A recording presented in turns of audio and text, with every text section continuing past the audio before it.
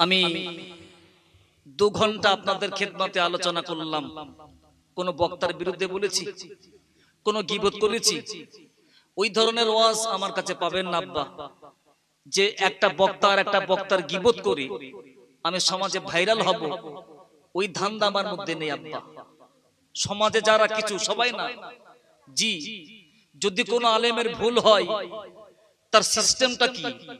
তার সিস্টেমটা হলো তাকে বলা এটা আপনার ভুল হয়েছে, তা না করে উনি লাইভে ফেসবুকে সবার সামনে এইভাবে মানুষকে ছোট করা, গালি দিয়া, খোঁচা মারা শরিয়াতে নেই।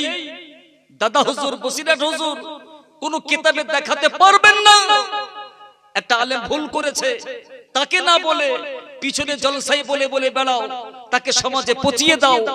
এটা দাদা হুজুর, বসিরহাট হুজুর বলেননি। বরঞ্চ যখন কোনো সমস্যা হয়েছে দাদা হুজুর, বসিরহাট হুজুর বসেছেন, আপনারা শুনেছেন একাধিক বাহাস হয়েছে, আর সব বাহাসে দাদা হুজুর, বসিরহাট হুজুর বিজয়ী লাভ করেছেন।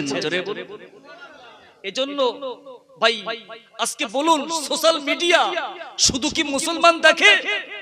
সোশ্যাল মিডিয়া বিশ্বের দরবারে ছড়িয়ে পড়ে। আজকে আলেমদের ভাষা, আলেমদের কথার ভঙ্গি কত মিষ্টি হবে জি। আজকে এজন্য শুধু কিতাব পড়লে আখলাক হয় না, বই পড়লে আখলাক হয় না। আদর্শবান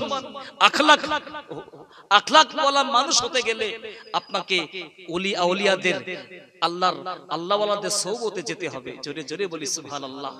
এজন্য দেখেন না কিছু কিছু বক্তা, কিছু কিছু আলেম ওয়াজ মাহফিলে উঠে হাত তাত গুটিয়ে এমন খেচাখেচি, এমন যেন ঝগড়া করবে, যেন মারামারি করবে আব্বা। এ কি? বাইরের মানুষ তারা দেখে, ভাই ভিন্ন ধর্মের মানুষ তারা দেখে ওদের অন্তরে প্রশ্ন জাগতে পারে যে মুসলমানদের ইসলাম এত ছোট হয়ে গেল, এইরকম চলে ওদের মধ্যে কাদা ছড়াছড়ি। তাই বলবো সোনা পাখি, আপনাদের খেদমতে বলবো, ভাই অশান্তি না, ঝগড়া না, দ্বন্দ্ব না, কোনো সমস্যা হলে নিজেরা আপোষে বসে মিটিয়ে, এজন্য এমন কথা, এমন বক্তব্য আমাদের দেয়া চলবে না।